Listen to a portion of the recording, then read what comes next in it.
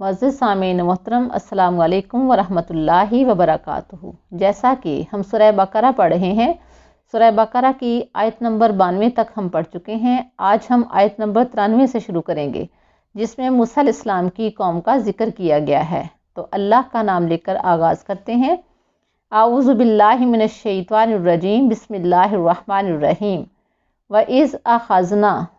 اور اس جب اخذا لیا نہ ہم نے، وَإِذْ أَخَذْنَا اور جب ہم نے لیا، میثاق یا وعدہ یا عہد کم تم سے، میثاقکم تم سے عہد، وَإِذْ أَخَذْنَا میثاقکم اور جب ہم نے تم سے عہد لیا، ورفعنا اور رفع اٹھایا نہ ہم نے، ورفعنا اور ہم نے اٹھایا، فوقکم فوقا اوپر، کم تمہارے، الطور کوہ طور کو، ورفعنا فوقکم الطور اور ہم نے تم پر کوہ طور کو اٹھایا۔ پھر دیکھیں وَإِذْ أَخَذْنَا مِيثَاقَكُمْ اور جب ہم نے تم سے عہد دیا، ورفعنا فوقکم الطور اور ہم نے کوہ طور کو تم پر اٹھایا۔ خذو پکڑو، ما آتیناکم ما جو آتینا ہم نے دیا، کم تمہیں، خذو ما آتیناکم پکڑو جو ہم نے تمہیں دیا ہے، بقوت قوت سے، واسمعوا اور سنو۔ پھر دیکھیں وَإِذْ أَخَذْنَا مِيثَاقَكُمْ اور جب ہم نے تم سے عہد لیا، وَرَفَعْنَا فَوْقَكُمُ الطُّورَ اور ہم نے کوہ طور کو تم پر اٹھایا، خُذُوا مَا آتَيْنَاكُمْ بِقُوَّةٍ پکڑو جو ہم نے تمہیں دیا ہے زور سے یا قوت سے، واسمعوا اور سنو۔ یہ موسیٰ علیہ السلام کی قوم کا ذکر ہے۔ جب موسیٰ علیہ السلام اپنی قوم کو لے کر کوہ طور پر گئے تھے تو اللہ نے کوہ طور کی فلک بوس چٹانوں کو ان پر جھکا دیا تھا اور ان سے عہد لیا تھا کہ جو ہم تمہیں دے رہے ہیں اس کو مضبوطی سے پکڑو۔ مضبوطی سے پکڑنے سے مراد یہ ہے کہ اس کے احکامات پر اچھی طرح سے عمل کرنا ہے۔ واسمعوا اور سنو، یعنی اللہ کے احکامات کو سنو، پیغمبر جو آپ کو کہہ رہے ہیں اس کو سنو اور اس پر مضبوطی سے عمل کرو۔ اب ان کی ڈٹائی دیکھیں کہ انہوں نے وہاں عہد کر رہے ہیں اور ساتھ ہی کہہ رہے ہیں، آ کر موسیٰ علیہ السلام سے کہتے ہیں، قالو انہوں نے کہا، سمینا ہم نے سن لیا ہے، سامیا سن لیا ہے، نہ ہم نے، سمینا ہم نے سن لیا ہے، وعصینا اور عصینا ہم نے نافرمانی کی ہے۔ قالو سمینا وعصینا انہوں نے کہا کہ ہم نے سن لیا ہے اور ہم نے نافرمانی کی ہے، یعنی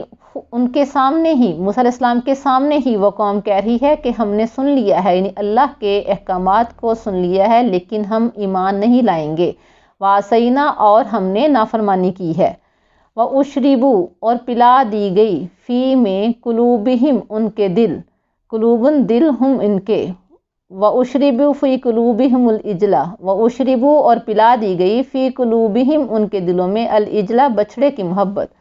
وَأُشْرِبُوا فی قلوبہم العجلہ اور ان کے دلوں میں بچھڑے کی محبت ڈال دی گئی، بکفرہم ان کے کفر کی وجہ سے، یعنی انہوں نے اللہ کی آیات کو سنا، اس کا انکار کیا اور اعتراف کے ساتھ انکار کیا کہ ہم سن بھی رہے ہیں اور انکار بھی کر رہے ہیں۔ اس کفر کی وجہ سے اللہ تعالیٰ نے ان کے دلوں میں بچھڑے کی محبت ڈال دی۔ کل کہہ دو، بیسا ما برا ہے، بیسا برا ہے، ما جو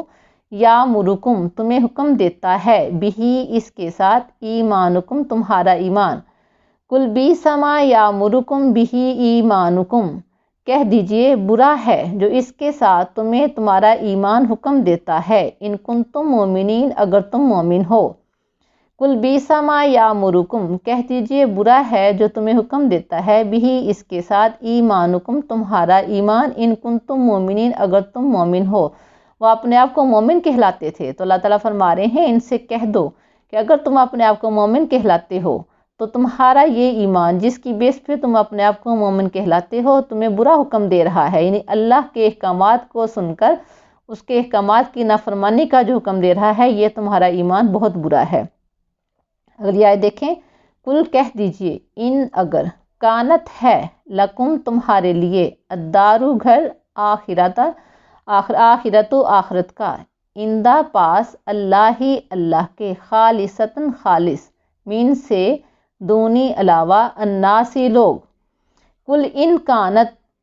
قل ان کانت لکم الدار الآخرۃ عند اللہ خالصۃ من دون الناس، کل کہہ دیجئے ان کانت لکم الدار الآخرۃ، اگر تمہارے لیے آخرت کا گھر خاص ہے، خاص بن گیا ہے، من دون الناس لوگوں کے علاوہ، تو ان سے کہہ دو کہ اگر تمہارے لیے ان کانت لکم، اگر تمہارے لیے الدار الآخرۃ، آخرت کا گھر اللہ کے پاس ہے، عند اللہ اللہ کے پاس، خالصتاً خاص، اگر خاص گھر ہے تمہارے لیے آخرت کا، یعنی اللہ کے پاس تمہارے لیے کوئی اچھا گھر ہے، کوئی خاص گھر ہے، من دون الناس لوگوں کے علاوہ، فتمنوا الموت، فتمنا پس تم خواہش کرو، پس تم تمنا کرو، الموت موت کی، ان کنتم صادقین اگر تم سچے ہو، ان اگر کنتم تم ہو صادقین سچے، یعنی اگر تمہیں پتہ ہے کہ تمہارے لیے اللہ کے پاس آخرت کا گھر بہت اچھا ہے اور خاص تمہارے لیے ہے، باقی لوگوں کے لیے نہیں ہے، تو تم موت کی خواہش کرو، کیونکہ مرنے کے بعد تمہیں بہت اچھا گھر ملنے والا ہے، لہٰذا موت کی خواہش کرو اور اچھے گھر کی خواہش کرو۔ لیکن انہیں پتہ تھا کہ وہ جھوٹ بول رہے ہیں، تو اللہ تعالیٰ خود ہی ان کی اس بات کا جواب دیتے ہوئے فرما رہے ہیں وَلَن يَتَمَنَّوْهُ، اور لن ہرگز نہیں، يَتَمَنَّوْهُ وہ اس کی خواہش کریں گے، یتمنا کریں گے، ابداً کبھی بھی، وَلَن يَتَمَنَّوْهُ ابداً اور وہ ہرگز اس کی کبھی بھی خواہش نہیں کریں گے۔ وجہ کیا ہے؟ بما اس لیے، قدمت جو آگے بھیجے، ایدیہم ان کے ہاتھوں نے، بما قدمت ایدیہم اس وجہ سے کہ جو ان کے اعمال ان کے ہاتھوں نے آگے بھیجے ہیں، واللہ اور اللہ تعالیٰ علیم جاننے والے ہیں بالظالمین ظالموں کو۔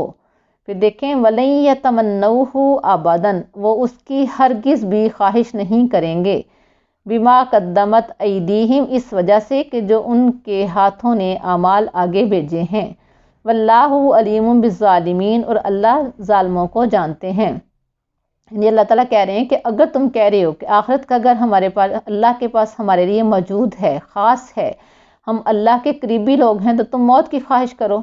لیکن چونکہ وہ جھوٹے تھے، جھوٹ بول رہے تھے، اللہ پر جھوٹ باندھتے تھے، پیغمبروں پر جھوٹ باندھتے تھے، تو اللہ تعالیٰ فرماتے ہیں وہ کبھی بھی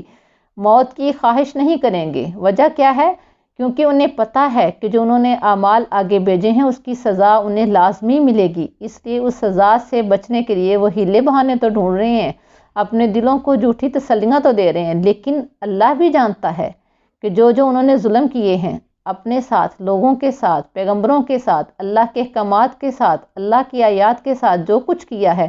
اس کے بدلے ان کو سزا ضرور ملے گی۔ اللہ تعالیٰ اس لیے فرما رہے ہیں کہ وہ کبھی بھی موت کی خواہش نہیں کریں گے، کیونکہ انہیں پتہ ہے کہ وہ غلط کام کر رہے ہیں، اور اللہ سے تو کوئی چیز چھپی نہیں ہے، اور اللہ ان کے ظلم کو جانتے ہیں۔ اللہ تعالیٰ سے دعا ہے کہ اللہ تعالیٰ ہمیں قرآن پاک کو پڑھنے، سننے اور اس پر عمل کرنے کی توفیق عطا فرمائے۔ اللہ تعالیٰ ہمیں دنیا آخرت میں کامیابیاں، کامرانیاں عطا فرمائے، ہماری دلی خواہشات کو ہمیشہ کے لیے پورا فرمائے۔ اللہ تعالیٰ ہمیں صحیح راستے پر چلنے کی توفیق عطا فرمائے۔ وما علینا الا البلاغ المبین۔ السلام علیکم ورحمۃ اللہ وبرکاتہ۔